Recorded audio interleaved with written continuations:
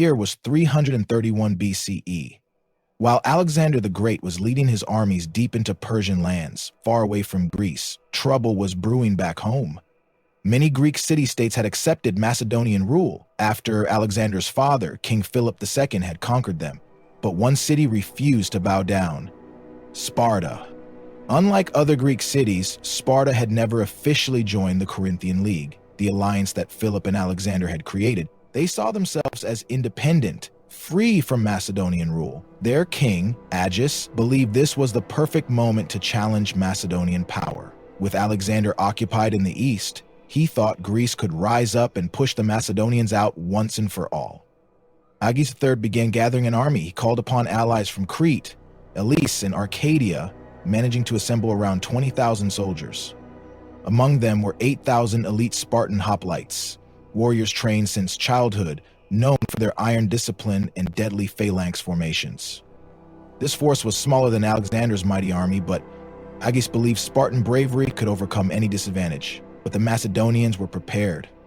Antipater, the regent of Macedonia and one of Alexander's most trusted generals, quickly gathered an even larger force. He raised 40,000 troops, including battle-hardened Macedonian phalanxes, Megalopolis, a city in the Peloponnese. The battlefield was tense. The Spartans, vastly outnumbered, stood their ground with shields locked, spears pointed forward, and a solid wall of bronze. Across from them, the Macedonian forces prepared to advance. Dust filled the air as both sides braced for battle. Fight was brutal.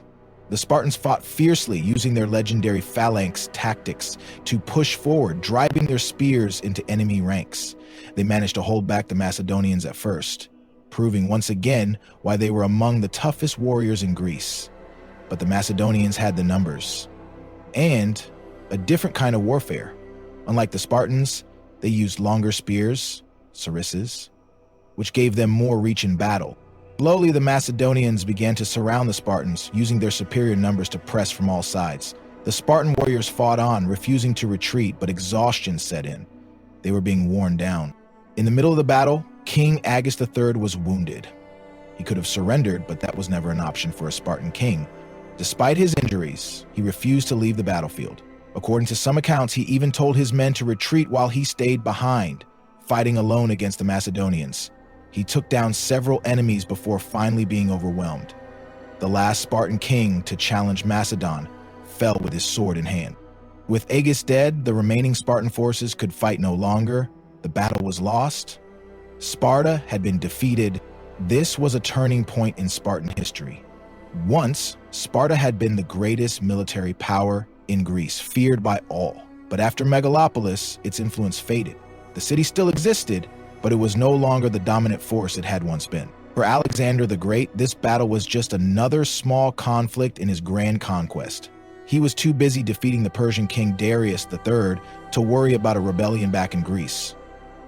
But for Sparta, Megalopolis was the end of an era. They had fought bravely, but the world had changed. Warfare had evolved, and even the mighty Spartan warriors could not stand forever against the rise of Macedon. Though they were no longer a great power, the spirit of Sparta, their discipline, courage, and unbreakable will would live on in history.